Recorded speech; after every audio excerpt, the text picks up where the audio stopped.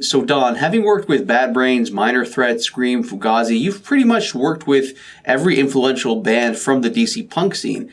How did your relationship with the DC punk scene begin?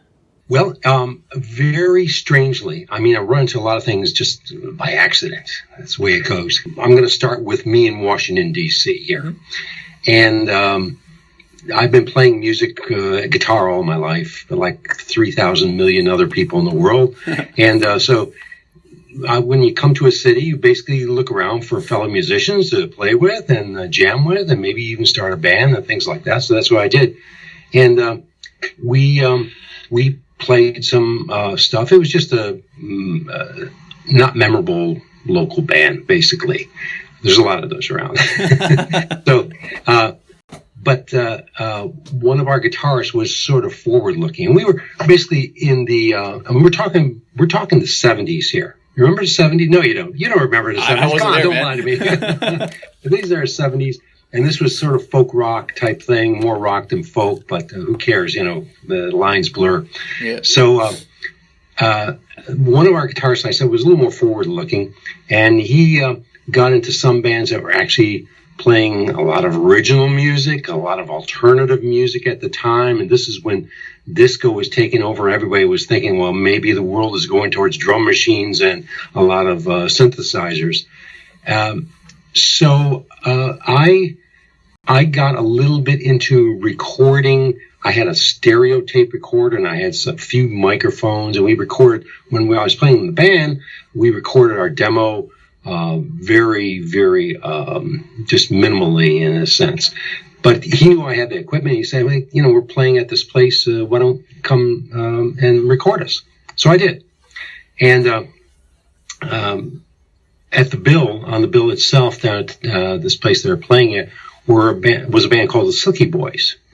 And the Silky Boys were even more tuned into what was happening in the new sort of alternative, surf, psychedelic, call what you want, era. And their manager at the time, manager/agent, was Skip Grohl, who owned Yesterday and Today Records in Rockville, who was very tied into the punk scene as it was at the time. Mm-hmm. And this was just emerging, really. So they wanted me to record them since I had the recorder there and everything. And I recorded them. And so we all got together to mix it as it is, you know, one track vocal, one track music. So, you know, you just put it together. And Skip came over and he saw the operation as it was. And he said, hey, you know, I may have some people that would like to record for you. Now, I didn't know at the time, you know, what he was into, what punk was at all or anything like that. But he had known some groups and they were not very well liked at some of the studios in town. I won't go into details, but there was basically, they just weren't taken as serious musicians, as were a lot of them at the time. So he said, you know, these guys called the Teen Idols would like to record. And so he brought them over. They recorded. And then he said, hey, you know, there's a band, another band called Bad Brains. They're sort of a black punk band. And, cool. You know, we could, you should record them. And so he and he brought them over. He didn't actually come over himself, but we recorded them. And then it just sort of took off from there. Teen Idols broke up, Minor Threat. And then I got to get to know Ian and the rest of the guys at Minor Threat pretty well. And they brought over all the punk bands that were in the city at the time. And I was just immersed in punk music and got to know punk music very, very well. And that's how it sort of took off. And we really, at the time, it was a perfect confluence of ideas because I had equipment that wasn't the best. It wasn't studio quality. But they knew that they really weren't looking for that. They wanted to be someplace comfortable. And they wanted someplace that could really capture their energy rather than capturing every detail and accuracy and high definition of their sound. So that was just lucky, I guess, serendipitous, whatever you want to call it. And so it just took off from there. That is so cool. And so you just mentioned Bad Brains and Minor Threat. Those are arguably the two most influential punk bands from the DC scene. In your opinion, this is a subjective question, of course, but which of the two were more influential, if that makes sense even? I never thought about that. I think they're both influential in their own ways. Remember, I mean, punk was about a lot of things. And it was breaking away from the status quo of the, I guess you can call it California rock sound. Mm-hmm. But also it joined in with a lot of social issues, and it just joined in with a lot of underground movements in the country, and basically let people know that there's other music other than the mainstream music. Mm-hmm. And that was, they all had their place in that thing. That's why there were so many different punk bands. They all had something to say, and they all said it, basically. Yeah, no, I think it was a very important cultural movement for sure. In your opinion, what distinguished the DC punk scene from, say, the punk scene in New York or London? That's a good one. I don't know. I should have wore a coat too. Geez, you should have told me you're going to dress up. I'll take it off. There we go. We're even now. No. Now we're even. We're good. I can get a tie too. Hey, all good, man. The way it goes. Wow. First of all, they all had their own social issues coming down through there. New York is a natural just because it's got so many people and there's so many different things going on. And I mean, that's why every band that played here eventually played in New York City at one point in time. Mm-hmm. And I think that Washington it was a little bit out of the mainstream at the time. And a lot of the punks here didn't like that. But at the same time, it gave them the liberty and the freedom to do what the hell they wanted rather than to be part of a big movement like in New York or in London. I'm not sure what exactly was going on in London. I know a lot of it was anti-governmental. Mm-hmm. Here, it was, you could do songs about anything you wanted, and you could talk about anything you wanted, and it wasn't frowned on to do that. Mm-hmm. So it was kind of more, it was very freeing in a lot of ways. Remember, I guess the New York clubs opened up more to punk first before DC clubs did, and there were no clubs that really wanted punks in there because they thought they would start fights and they'd break things and there'd be a lot of damage. So we don't want punk music in our place. And so they started getting very creative about it, and they started renting out their own places or asking places if they could play at them, like VFW halls and places like anything, skating rinks, you name it, any place that would hold a lot of people. Mm-hmm. The Wilson Center is very famous for that. Their basement there is as part of a school center and church center that happened to have a lot of punk shows there. So they felt that if we're going to get this going, we're going to have to do it. No one else is going to do it for us. The clubs aren't going to be calling us to come play there. So there was that freedom, and that freedom, I think, got a lot of them thinking about the music and their musicianship and why are they in music and why are they playing this kind of music and all that. Mm-hmm. Yeah. And in your opinion, when did the DC punk scene start to dwindle out? Like, around what time was that, do you think? I'm not sure there's a dwindling out, but there was certainly a change that happened. And it was a good change in my estimation, that it was more accepted. It was more accepted for a reason. They were getting a little more melodic.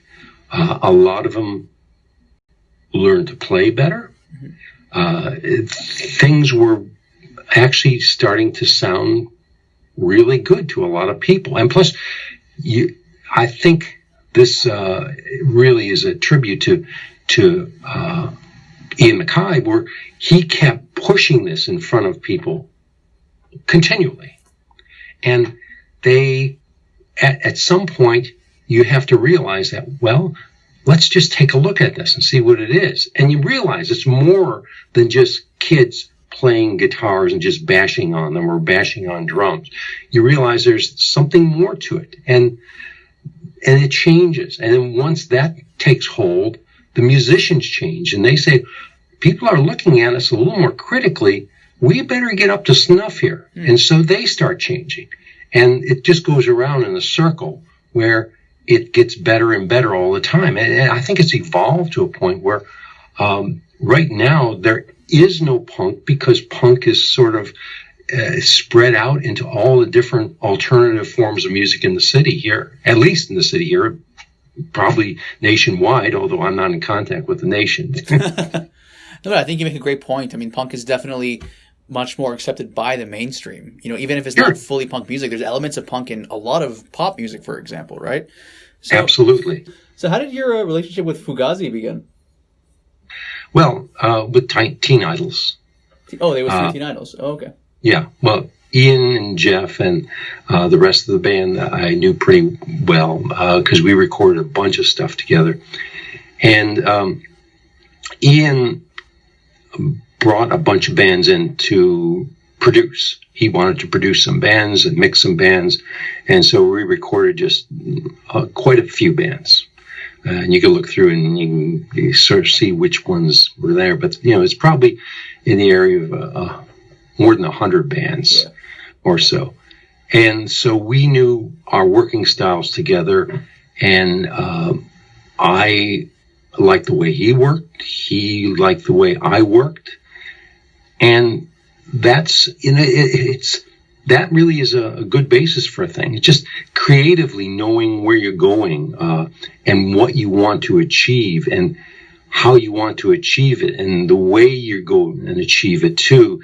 Are you going to really go after the perfect vocal sound, or are you going to go after something better in the performance, or what are you, in other words, what are you looking for? What are you trying to get out of the whole thing? Because you're basically forming a piece of art in a sense, and you want to know what these other people that you're working with, how they're going to go about it and do it, because you want to be on the same page with them. Otherwise, you're working at cross purposes. And it seemed to work out pretty well together. So I worked with Fugazi, and we had, I think, a pretty good relationship as far as getting things done and how things were done. And they, over a long period of time, they evolved. Brendan Canty became, you know, he really got into doing the audio and producing and getting into a lot of aspects of it. And they all grew up a lot, as did I too. I got to know what they wanted out of their songs and went for it more boldly. So going back for a second to Bad Brains in particular, how did your relationship begin with them? I believe that Skip Groff and Kim Kane from Silky Boys came over to produce their first record. I don't know the exact timeline on it, but then Skip wanted them to do another record, and which was the Black Dots record, and they were getting more rambunctious on stage. Mm-hmm. So he said, "You just do it yourself. I'm going to kind of stay away from it." So we did that, and you know, they're great people. They're very good, creative.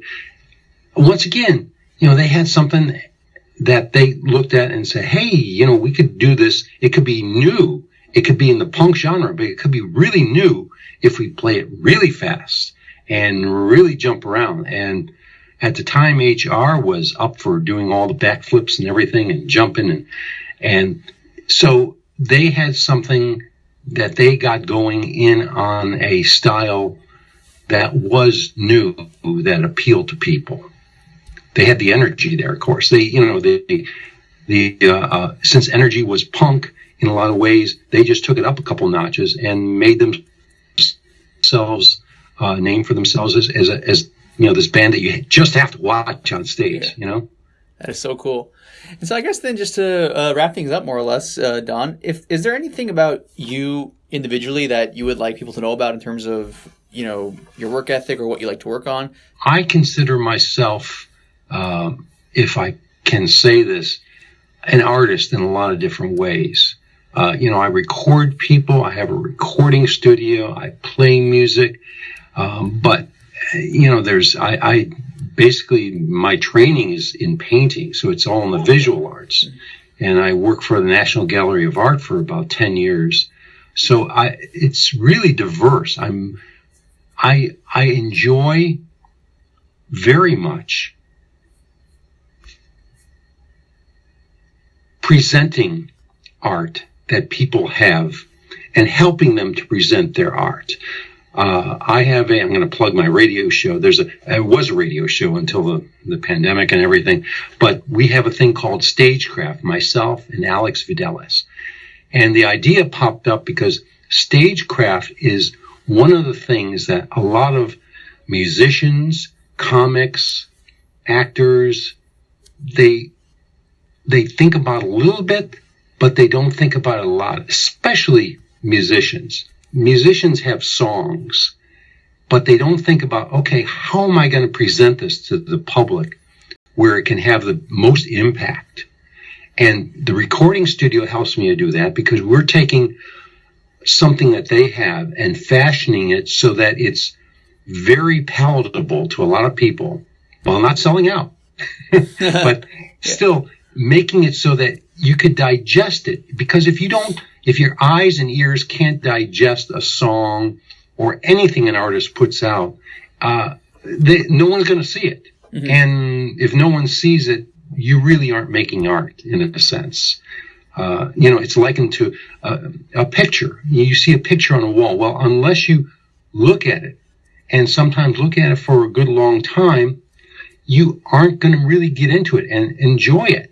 Mm-hmm. So if it's somehow something you just pass over, that kind of looks crappy, then your art isn't going to come across. So you want to have that sense of stagecraft where you can get something across to an audience, across to people. If you're a comedian, you've got to hit home with a lot of the jokes. They've got to understand that. You've got to communicate to people. You've got to really sometimes interact with them, but at the very least, have that communication going on where they feel you're talking to them, you're singing to them, you're acting out a part specifically for them. And that's the most important thing I want to get across. And that's what I want to get across with my art in life. I mean, if I could help people to get this idea across, then I feel that a lot of good ideas not only will get across to people, but I just, that's satisfying to me. Now, of course, one of the important bands from the DC punk scene is Scream, and you have a relationship with the Foo Fighters. So, did your relationship with the Foo Fighters start through Scream? Yeah, it did. It started through Scream. I stopped in a couple of their practices with the different drummers, including Dave Grohl when they was there. And I know Pete Stahl pretty well. He lives on the West Coast, and his brother Franz. And basically, when Dave was he finished with Nirvana, he asked me to we could do some demos together. And he didn't have a name for the band yet, but he wanted to do some demo songs and enlist some people to play in the band. So we recorded some demos together, and this is, I forgot how many years ago. So we sort of kept on the relationship. I think it's just a musical relationship, which isn't super close, but he lives on the West Coast, of course, and and I live here, and they're all good people. I mean, I try to stick with good people. So, having recorded the original Foo Fighters demo, what was that experience like? How were the sessions? I think Dave had his sister play bass. He played drums, and he played bass and guitar and sang. And what happened was basically it was extremely laid back in the sense that being the producer that he was at the time, he had to produce it. He had to play on all the instruments except for the bass. He had to sort of figure out the songs as it went along. He couldn't become too stressed out or too intense in any one area. And what I saw was when he wanted to play, he had a wireless guitar thing. He basically sat in an easy chair and played guitar parts. Okay, so you mentioned now that his sister was at the sessions. Did anybody else from Dave Grohl's family show up? His mother came down for the Foo Fighters sessions, and I talked to her for a little while. But that's all. When they were Scream, they lived in a group house in Springfield, and so and a lot of musical groups do. But they had a group house there that they lived in all together. Made it easy to practice and all that. Hey, that's cool. Yeah. So what was Dave like as a person, just if you remember? It was great. He was great. He's a nice guy. Real nice guy. And like I said, very, very low stress in the sense that he knew what he was going for. He knew what he wanted. But he wasn't like jittery to get it and to make you get it or to go along with him. He'll get there. He'll get there. When he wanted to sing, I can't even remember how he did it, but it might have been just a microphone sitting in front of the console singing.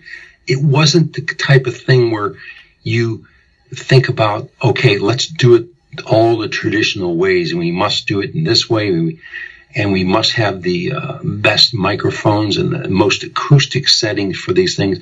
It was more like, let's get the part down, let's listen to it. If it isn't to our liking or if it doesn't sound the way we want, well, we could do it again. This is a recording studio. Yeah. And that's a nice attitude to take where, a creative person could actually just do stuff, keep doing stuff. Sometimes I get frustrated because people want to copy like a chorus to a song vocally or something. Well, man, if you're a musician, if you're a singer, just do it. Just do it. Yeah. That's what you're here to do. And you might even do it better than the first time, or you might have a different kind of take on it, and it may sound different, and people will like that. I mean, nowadays, I think people enjoy having little tidbits of reality in stuff, which are, in other words, it's basically saying little mistakes or things where things slip in. And if you could do that, you can keep people's interest. Yeah, I think you're totally correct on that. And I personally love it when you hear mistakes, right? Like just going to Nirvana for a second, some of their iconic moments are when Kurt slips up on a recording, but they keep that slip up in there. You know what I mean? It gives it that real feeling. Absolutely. Yeah. Absolutely. So you were saying that, the session was unique for various reasons. Because it was so not cookie cutter, did you ever feel like this might not go so well or this might come out amazing? Like, was there ever any kind of feeling like that? No. No, not in the least. One other thing, good musicians, I was going to say professional musicians, but, not all of them are professional. Some of them are amateur musicians, but they do it very, very well, is they have kind of a routine, but it's a flexible routine. And they know if they sort of follow along through these things, they will get results one way or another. So there was never any question about if it was going to come out correctly. I mean, songs aside, it was going to come out correctly. If the song was bad, okay, it might not have sounded that good. No, people might not have listened to it, but it didn't. And the songs basically came out to their liking because they kept at just pushing ahead. Hey, this is good, but, let's try this with there and, try this and try this. A lot of trial and error. Like I said, it's a routine, but it's a very flexible routine where you're in your lane, but that doesn't mean you have to be in the center of the lane exactly all the time. You could veer a little to the left and a little to the right, but you get there. You definitely get there. And that's what people have to realize. You can get there like that. And you have to just sort of be less stressed out about getting it done a certain way or using a certain amp, or using a certain guitar, or using a certain drum set, or heads on the drums, or a microphone, anything. There's no that it matters less. It does matter, but it matters less. Mm-hmm. That's a great piece of advice. It resonates with not just musicians, but even as a filmmaker. What you're saying is so true. It's like you can have an idea of where you want to go, but you have to just go with the flow because life throws itself at you, and you can't plan out life 100%, right? Sure. I mean, remember there was one Italian filmmaker whose name slips by me right now, who during the war he had to basically splice together slide film to make reels of film for him, and that's how he put together reels of film for things. And you just do what you have to do, and you don't worry about hey, this isn't the way it's done. Yeah, you do it. Yeah, 100%. After that demo, did you have any sort of working relationship with Dave, or like how did you move forward essentially with them? Well, no, I didn't, because they moved to the West Coast. Gotcha. Okay. And, I would record where I need to live, mainly. That's why I record a lot of local musicians, because they don't usually go to LA to record. It's just inconvenient in a lot of ways. Plus, you want to go home at the end of the night, and you want to sleep in your own bed, so that you record there. So that's the thing. I mean, it's I don't see it as a slight in the least. That's what I would do. I would record nearby where I live. I've always been curious when Nirvana, took off with Nevermind, when Dave Grohl had just, recently joined the band about a year earlier. What was the feeling in the Scream camp? Were they shocked by it? Were they happy for him? Like, what was the general feeling? I don't know. We never talked about it too much. Remember, one of the attributes of I guess, punk music, but it's probably any kind of music. I know punk music, the musicians were changing around all the time. They would leave bands, form bands, reform, get into other bands. It would shift continually. The personnel was just a moving target. And so I don't think they thought too much about him leaving for Nirvana. I mean, he saw a opportunity. He saw a good songwriter, and someone who had good stage presence. And that was, hey, fine. If you think that's going to work, do it. Why hold him back? It's not like, he signed a contract with Scream that, we're going to play here for, the next 10 years together or something. Yeah. No, I hear you. How did your personal relationship start with Scream? I recorded them. I can't remember how how we met or something like that. I know there's a couple people that knew them, and we recorded some things, and that was about it. Starting the recording process and recording some songs together brings you really close together. It unites ideas. You figure out how people think. Of course, see their personalities, you see their composure and their behavior and things like that. So, you become a family for the time you're recording together. Mm-hmm. And do you have this is just a general question, but do you have any funny stories from your time working with bands, like anything that sticks out? There's all kinds of little things that went on. I mean, there was one time, I think we were mixing a song, and we erased the first couple snare beats off a song and had to put them back on. And it's, no one ever knew any difference about the thing. There's things where things worked very strangely, sometimes very startlingly good in a way. I mean, there's nothing funny, I guess, stories, but there's just anecdotes, really. I mean, it really is life. So just going to yourself personally, what's the most rewarding part of your job?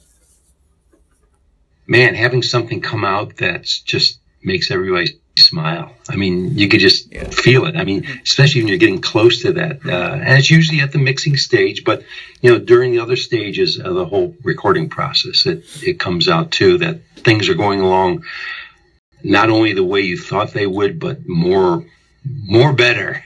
Yeah, more better. That's that. Is there any one record you worked on that just means something special to you? No. Hey, I love them all. I just love just digging into them and recording all of them. Really, I just love it. So one of the other notable artists that you've worked with is John Foshanti. You recorded his record in 2004. At that time, he was still part of the Red Hot Chili Peppers. So because he was in the Peppers at the time, was there any sort of scheduling conflict when you guys were trying to arrange a time to do the record? Not that I knew of. We really didn't talk about any kind of cross schedules. He, I believe, came down for a week or so, and did that record, the one, I can't remember the name of, DC or something like that. The DC's in the name, one way or another. But I didn't know of any schedule. Most of the professionals I work with, I see a very focused, creative aspect to them. They know what they're going for, and they're laser-like on that. And they won't be diverted by any kind of little side roads or anything like that. So I didn't care what his scheduling was. It wasn't my problem at all. Mm-hmm. And he never mentioned it. We went after the songs to get the songs, and pretty much nothing else mattered. Hey guys, so just to expand on what Don was saying, the name of John Foshanti's record is DCEP. It's a 4-song EP which was recorded and released in 2004. Ian MacKaye produced the record, and Don Zientara engineered it. DCEP is John Foshanti's third EP. In John Foshanti's own words, he wrote the songs for DCEP while he was on tour with the Red Hot Chili Peppers. Quote, "These songs were written while I was on tour for By the Way. I was listening to the Velvet Underground a lot. It's only 4 songs and 15 minutes long. I'm used to producing my records myself, and when I left that in the hands of Fugazi's Ian MacKaye, using equipment that wasn't mine, playing instruments that weren't mine, everything was different." End of quote. Personally, I think it's a really good record, and I recommend checking it out. It has a classic Chili Peppers vibe to it, but at the same time, it has its own distinct vibe to it as well. So how exactly did your relationship start with John Foshanti? I didn't know him at all. Ian brought him in, basically. I guess Ian and he are friends. Chili Peppers played with Fugazi, and they became fast friends. So when John wanted to do an album, I think he wanted to do an album that had some DC, or in DC, have some DC themes. He brought him to the studio, to an area studio, and we did it there. How does he like to work with in the studio? Oh, he's great. He's really great. He's very laid back. He knew what, once again, he knew what he was going for, and he knew how he wanted to get it, and we just went after it. I mean, a lot of the people I work with, I'm really of the mind of the performance is a big, big, big part of anything. If you don't have that, you don't have anything. I don't care if you have a multi-million-dollar microphone sitting up there on a stand or whatever. It may sound fabulous, but you have to get that performance. So I'll get that performance. That's job number one. Everything else is after that. Everything is after that. And that's, I've learned that from people. I think I learn things from every session where we have very, very talented people, and they know what they're going for. And I say to myself, wow, they know what they're going for. So, let's learn a little bit from this, and let's learn how to focus on what is important about this whole project, what's important about the song, what's important about the album, and let's get that idea to come out rather than to have a good hi-hat sound or a good snare sound. That's less important. Yeah, I agree. It's not unimportant, but it's far less important. Agree with you 100%. Mm-hmm. I think, unfortunately, a lot of artists today are so focused on the production quality as opposed to the music quality, so to speak. And it's kind of killing Yeah, yeah, you can get sucked into that very easily because, of course, quality is so easy to attain these days with all the stuff we have around us, and you can get tied up in a lot of this equipment when sometimes you realize, hey, some of the simplest equipment could do a pretty good job, and I've done it myself where I've done things on a small little diddly recorder, and it sounded much better, not because of the quality, but because of the performance of it. And that overshines everything. So that's one of the things I really admire about punk is that it's very much just do it. Like don't worry about whatever, just go out there and put out the energy. In this day and age, this is, again, just a general question, but in this day and age where, again, it's so focused on looking perfect, sounding perfect, this and that, is it possible for there to be like a new punk movement in this context? I don't think there needs to be, but there could be. It may not be. I'm sure it wouldn't be. It wouldn't sound like the punk that but there would be something that is new and something that is very creative. Everyone that comes in the studio, the first thing I ask them is, what do you got to do that's new? Because so many people want to be artists, and it really works. It works very well for them because I want a lot of people to be artists. Is that the phone? Yeah, no worries, man. It's all good. You have to have something new to offer people. If you don't have something new to offer people, I know it's sort of a trite saying, but it's not going to go too far. You're basically copying someone else's style or someone else's playing style, and we all do that.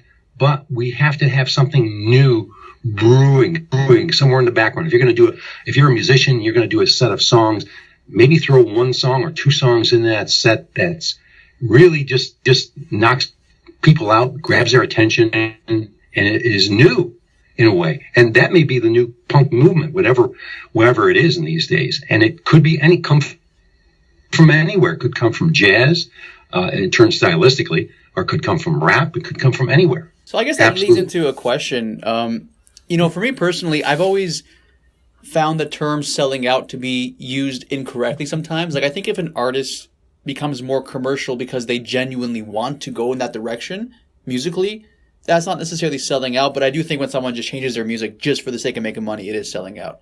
In your mind, where do you start to distinguish who's a sellout and who's not a sellout? Does that make sense, the question?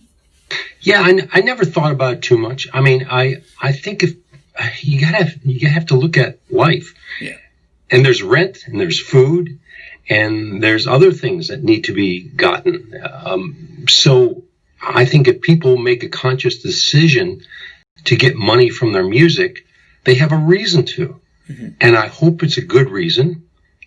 And let's leave it at that, really, because, other than that, I'm not going to debate them whether or not they need to buy a T-bone steak rather than hamburger or something like that, or their landlord needs the rent money. It's all life. I mean, they have to deal with that all the time, and it's okay. It's all right. I mean, there's certainly ethical questions to the music you make and the songs you write, but that's a whole other thing too. And if you say things in the songs that are somehow unethical in the sense just to get money, that's not good.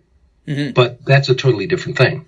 Yeah, I agree with you. I think 100% if an artist wants to become commercial, partly to, support themselves financially, but also because they just want to go in that direction musically, that's fine. But like you said, someone who just does it only for the money, I haven't, that is selling out in my opinion. So right.